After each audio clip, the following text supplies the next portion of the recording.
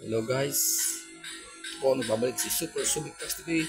May papakita po ako sa inyo isang 6UZ1. Ito po isang 12-wheeler wing van H-stud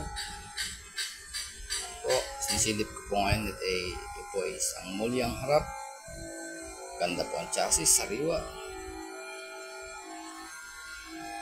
At ito naman po ay isang wood flooring.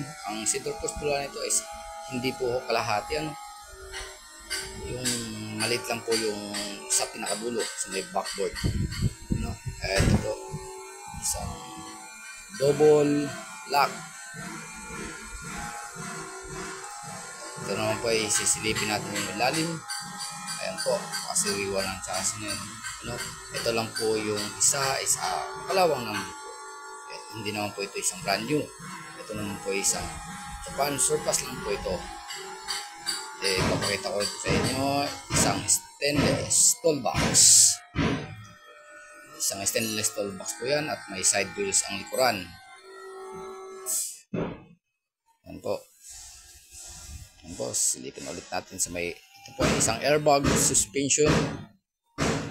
Sariwang chassis at ito po ay, yung bisagra po ay hindi lang siya stainless Yan po. Makikita naman, kunting kalawang lang po ito. At stainless po rin yung tapaludo. Ayan po. Ito po ay right-handed pa lang po ito, new arrival po kasi ito. Ayan po. At may cabin ladder. Po.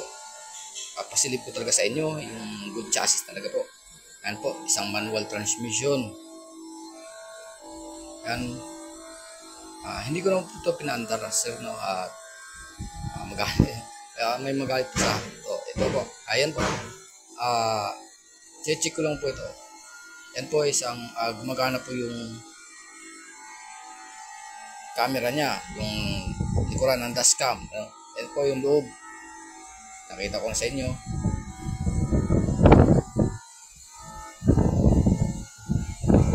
Yan po.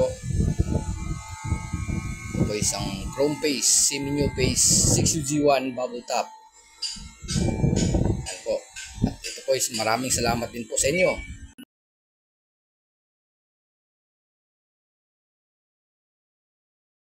At maraming salamat po sa inyo